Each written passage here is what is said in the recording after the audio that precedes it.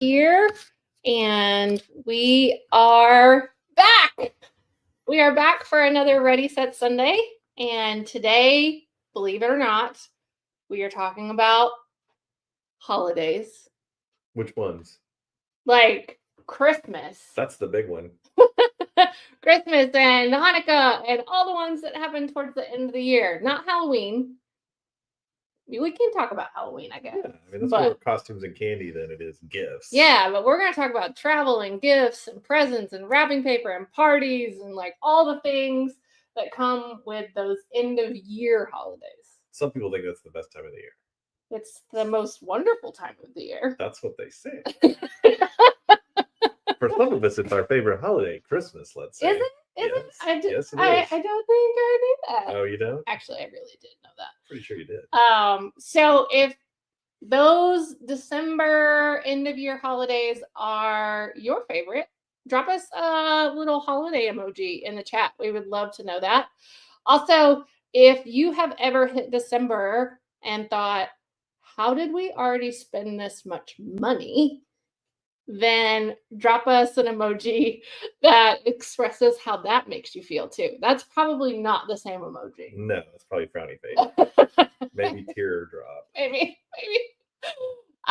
So while it is our favorite time of the year, admittedly, when we first merged our families together, this was a little bit of the bumpy kind of planning for us. Because obviously we had done holidays a little bit differently in each one of our households. And we had to figure out how to budget for things. And that very first Christmas, we planned pretty well. But I distinctly remember that we forgot one big thing. Yeah. Well, do you remember what it was? Maybe it's several. Do you remember what it was? Stocking stuffers. Stocking stuffers. And Elf on the Shelf. Elf on the Shelf. Surprises. His family has an elf that visits them. My family did not have an elf that visited us. And so that was something that was new and we had to plan for and was not in budget. And so... Yeah, that's one of those merging challenges, right? Yeah. You have different traditions and rituals. Yeah. And you got to figure out which ones you're going to continue. So we had gifts covered, but we did not allocate for, the magical parts. Yeah. More magical parts. We had the practical parts covered, but not the more magical parts. Mm-hmm. So I remember us maybe, pinching and robbing Peter to pay Paul to make that happen that first Christmas. Pretty sure we did. Yeah. And if you're like us, then that caused a lot of stress for us, particularly that very first holiday. Mm-hmm. We learned a lot from that experience, and we've done much better since then. But it's usually not the holiday itself. I mean, sure, there are family dynamics and things that come with holidays, sure. But it's about the surprises like that sometimes catch us off guard and cost more money. Maybe you have to travel to see family. Maybe your kid needed this thing for a gift exchange, or you needed to do that for a friend or whatever. And these little things keep adding up and adding up and adding up. And all of a sudden your checking account is gasping for air. Right. It's not having a merry holiday season. It's not. Your checking account is definitely not following. Right. And so, one of the things we always try to reinforce for anybody that we're coaching with is that you are in charge. And while that may seem really hard to hold on to in the middle of all of the holiday busyness and chaos, one of the things you have to do is take a breath and take one of those things head on one at a time. And that's why we're talking about the holidays in September. Be ready ahead of time. Yes, because if you talk about it now and you have a plan now, then when you get to November and December, you are more empowered. You feel more confident to do all of that. Less stressed. Less stress. I'm all about less stress holidays. Yeah, lower drama. Let's do it. No drama llama.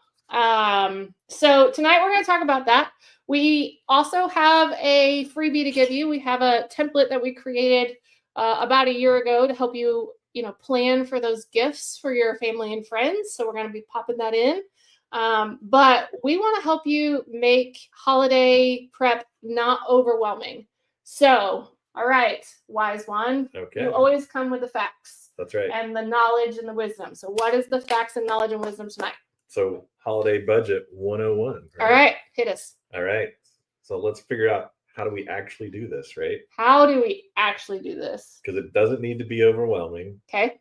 So we're I like going to that spend plan. a couple minutes here kind of going over the outline on how to do it where it's not overwhelming. And you can bring the joy back into the holiday season. I like all the things you're saying. Yeah. So what's the first step? Okay. Step what is one, list your categories. Okay. You got to think about, where does my money usually go and where do I want my money to go? Starbucks, Dr. Peppers. Uh-huh. Oh, you're not going to wear those kind of No, I was categories? talking about holiday categories. So gifts, travel, food, events, decorations, wrapping paper, stocking I'm sorry, what is stuffers, that? stuffy stuckers. Yeah, I was saying it backwards. Uh-huh. So that way, the first thing, right, when you write it down, it's not going to sneak up on you later. It's true. And, one of the things that I have been guilty of is making a very pretty list, a very pretty spreadsheet. We even had, a pretty intense conversation about our budget this week. Yeah, we did. Pretty spreadsheets don't make life happen. No. And so you actually have to work on it. If you don't use your tools, they don't That's work. right. If you don't use your tools, you don't work. Even we have to remind ourselves about that every once in a while. Mhm. So it's not just about making the list.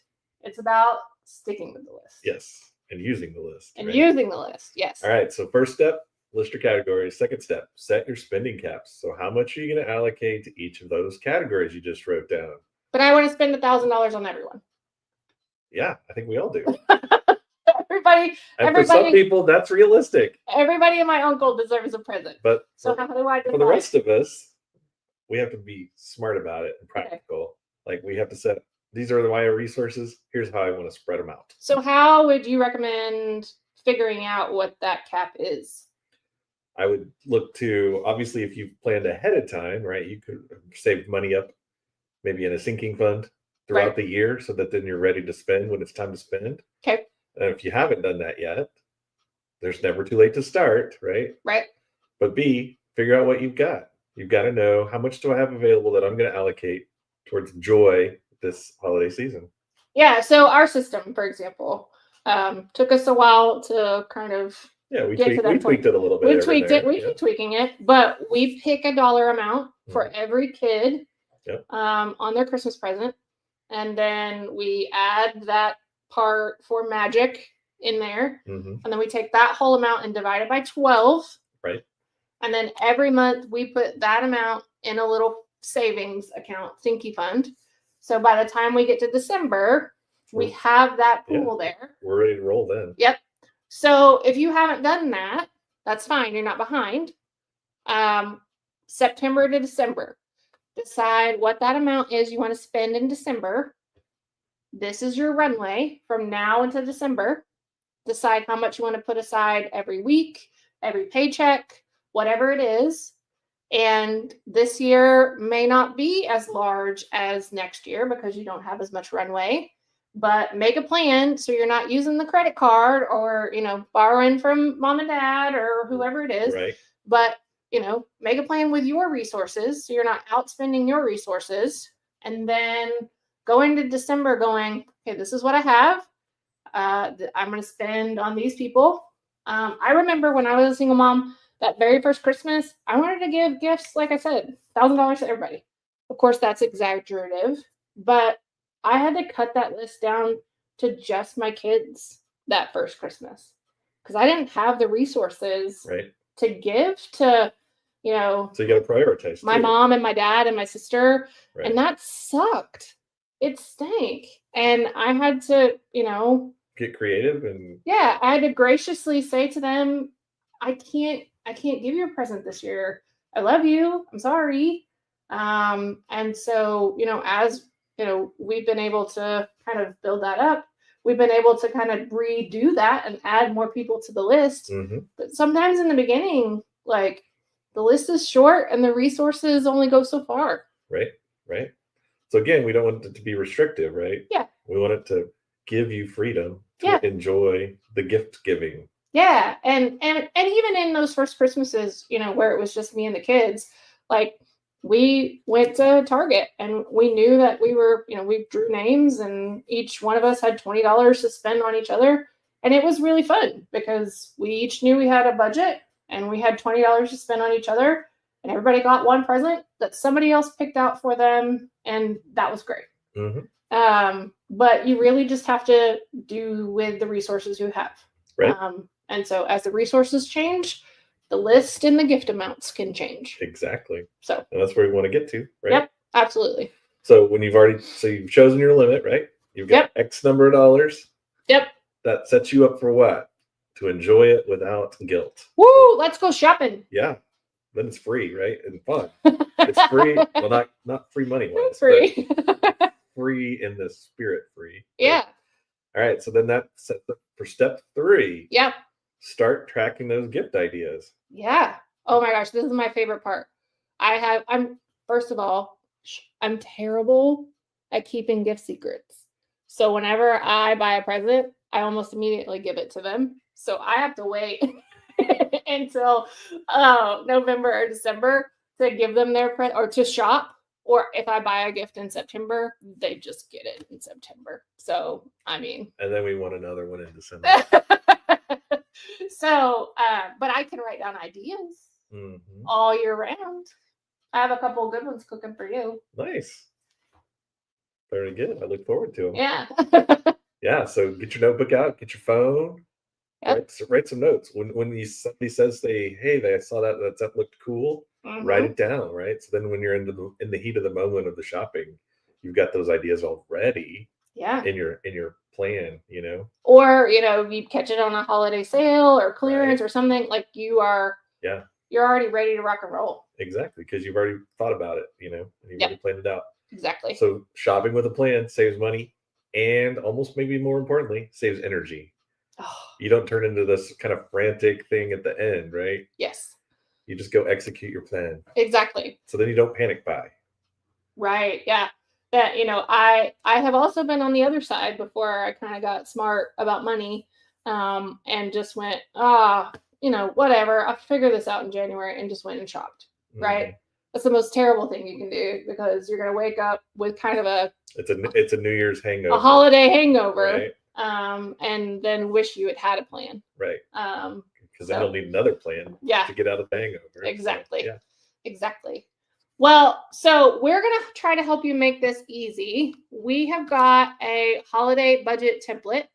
So if you scan that little QR code up in the corner there, you will get to download our free budget PDF template.